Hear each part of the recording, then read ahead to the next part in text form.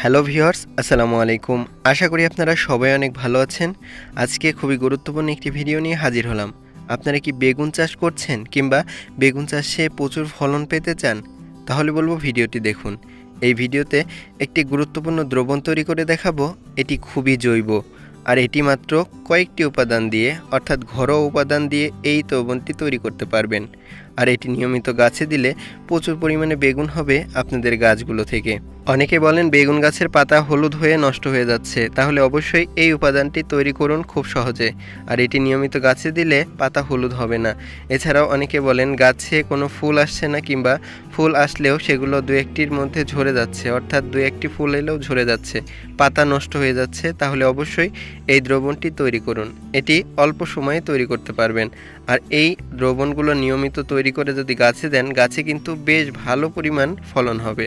চলুন দেরি না করে শুরু করা যাক।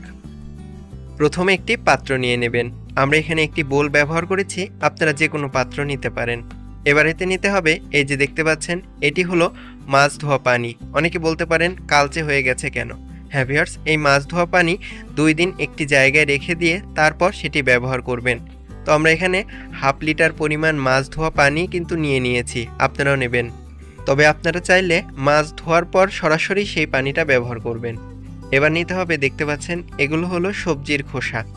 আপনাদের বাড়িতে নিশ্চয়ই সবজির খোসা থাকবে, অর্থাৎ সবজি রান্না করার পর যে খোসাটা রয়েছে আপনারা অনেকেই ফেলে দেন।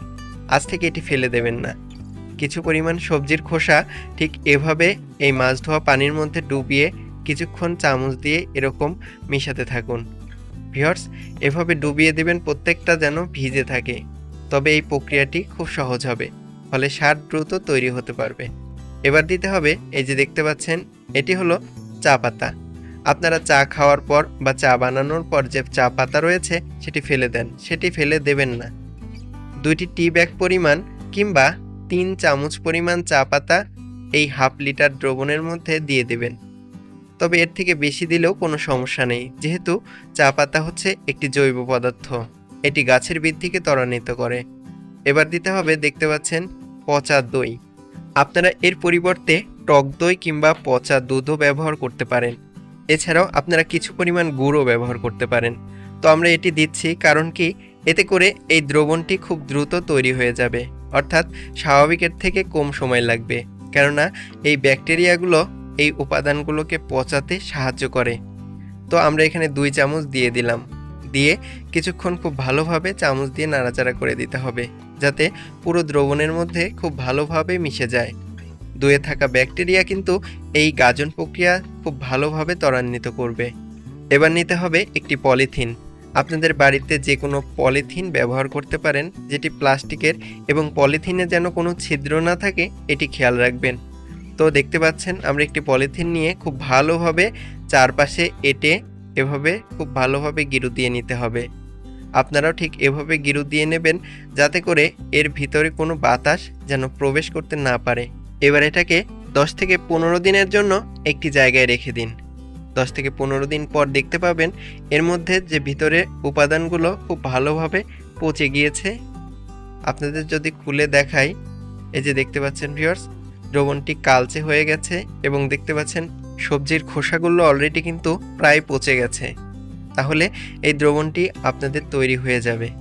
তো এটি কিন্তু সরাসরি গাছে প্রয়োগ করার থেকে একটি পদ্ধতি রয়েছে, যে পদ্ধতিতে প্রয়োগ করতে পারেন। এটি প্রয়োগ করার পূর্বে কি করবেন, এর সাথে কিছু পরিমাণ পানি মিশাতে হবে। দেখতে পাচ্ছেন, আমরা হালকা একটু পানি মিশিয়ে নেড়েচেড়ে নিচ্ছি। আপনারাও হালকা একটু পানি মিশিয়ে দ্রবণের ঘনত্ব কিছুটা কমিয়ে নেবেন।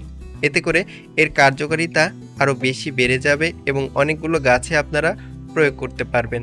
এর সাথে মেশাতে হবে, এই যে দেখতে পাচ্ছেন, টেস্টিং সল্ট বা আজিনোমোটো।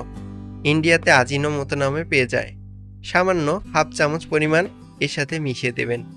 এতে থাকা মনোসোডিয়াম গ্লুটামেট, যেটি গাছের জন্য বেশ উপকার, এর সায়েন্টিফিক ব্যাখ্যাও দেখা গেছে বিভিন্ন জায়গায়। তো আপনারা হাফ চামচ পরিমাণ নিয়ে খুব ভালোভাবে এই দ্রবণের সাথে গুলিয়ে নেবেন। এতে করে দ্রবণের কার্যকারিতা আরও বেড়ে যাবে। তো এটি প্রয়োগ করার জন্য অবশ্যই আপনারা ছেঁকেও ব্যবহার করতে পারেন, সরাসরিও প্রয়োগ করতে পারেন। তবে আপনারা যদি ছেঁকে দেন, তাহলে সহজেই গাছের গোড়ায় এভাবে চারপাশে ছিটিয়ে দিতে পারেন।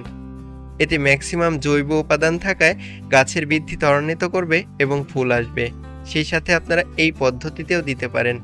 প্রথমে একটি পাত্রের মধ্যে নিয়ে নেবেন। আমরা একটি মগের মধ্যে এই উপাদানগুলোকে নিয়ে নিচ্ছি। এবার এতে নিতে হবে এই যে ম্যাজিক উপাদান। এই ভিডিওটি খুব শীঘ্রই দেখতে পাবেন। এই ম্যাজিক উপাদানে রয়েছে কলা এবং কলার খোসা। সেই সাথে গুরুত্বপূর্ণ উপাদান সেটি হলো গুড়। এটিও 7 দিন পূর্বে তৈরি করা হয়েছে এবং এটি তৈরি করার পর এটাকে আপনারা এই দ্রবণের সাথে, অর্থাৎ আজকে যে দ্রবণটি তৈরি করলেন এর সাথে খুব ভালোভাবে মিশিয়ে এটিকে নাড়াচাড়া করে ভালোভাবে একটি সুন্দর দ্রবণ তৈরি করে ফেলুন। দেখতে পাচ্ছেন, এটি কিন্তু সবচেয়ে পাওয়ারফুল একটি জৈব সার। এটি একবার তৈরি করে আপনারা 7 দিন পর পর ব্যবহার করতে পারবেন। আর এটি তৈরি করা যেহেতু খুবই সহজ, সেহেতু অবশ্যই আপনারা তৈরি করে গাছে প্রয়োগ করবেন। গাছে কিন্তু বেশ ভালো বেগুন ধরবে। বাড়ি বেগুন বারো বর্তমান খুবই প্রচলিত। এবার দ্বিতীয় পদ্ধতি দেখুন। শুরুতে নিতে হবে ডিম এবং কিছু পাকা ও কাঁচা কলা ছোট করে কেটে নেবেন। এর সাথে নিতে হবে দুধ। আপনারা 250 মিলি পরিমাণ যে কোনো দুধ ব্যবহার করতে পারেন, গরুর দুধ ব্যবহার করুন। এবার সুন্দর করে এটাকে মাখিয়ে নিতে হবে। দেখতে পাচ্ছেন, কিছুক্ষণ ধরে মাখাবেন।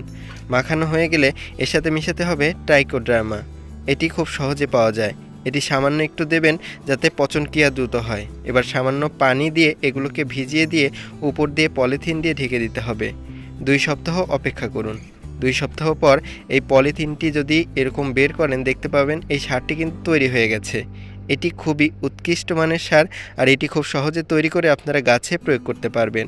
এছাড়া অনেকে বলেন বেগুন গাছ ছোট রয়েছে, কোনো ফুল আসছে না কিংবা বৃদ্ধি হচ্ছে না, তাহলে কি করবেন?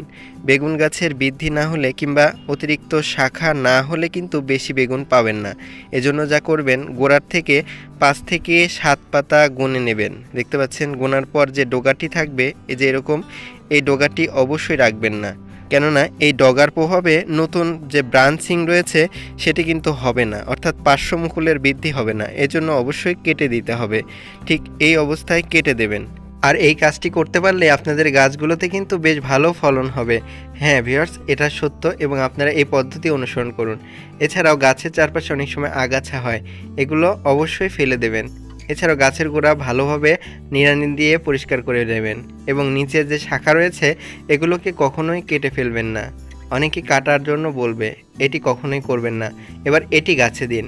এজন্য অবশ্যই আপনাকে কিছু পরিমাণ পানির মধ্যে 3টি ন্যাপথলিন নিতে হবে, অর্থাৎ 1 লিটার পানিতে 3টি ন্যাপথলিন ছেড়ে দিন। এবার কিছুক্ষণ নাড়াচাড়া করলে ঠিক এরকম হয়ে যাবে। তো এবার যা করবেন, এটাকে ছেঁকে আরেকটি পাত্রে নিয়ে একটু ডেটল নিতে হবে। 1 চামচ পরিমাণ ডেটল এর সাথে অ্যাড করে দেবেন। অ্যাড করা হয়ে গেলে এবার দিতে হবে হলুদের গুঁড়া। এটি অ্যান্টিফাঙ্গাল ও অ্যান্টিভাইরাল সমৃদ্ধ এবং এটি অবশ্যই দিয়ে দেবেন 1 চামচ এর সাথে। দিলে এই দ্রবণটি খুবই কার্যকরী হবে পোকামাকড় দূর করার ক্ষেত্রে।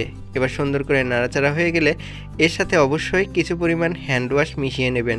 বাজারে কিনতে পাওয়া যে কোনো হ্যান্ড ওয়াশ নিয়ে নিতে পারেন। এটি 1 চামচ পরিমাণ দিয়ে দিতে পারেন। এটি কিন্তু আমরা এভাবে দিচ্ছি, আপনারা 1 চামচ দিয়ে দিলেই হবে। এবার নাড়াচাড়া করে এটাকে স্প্রেয়ারের মধ্যে ভরে এটাকে অবশ্যই বিকেলের দিকে স্প্রে করবেন। গাছে পোকামাকড় এবং রোগের উপদ্রব কমে যাবে।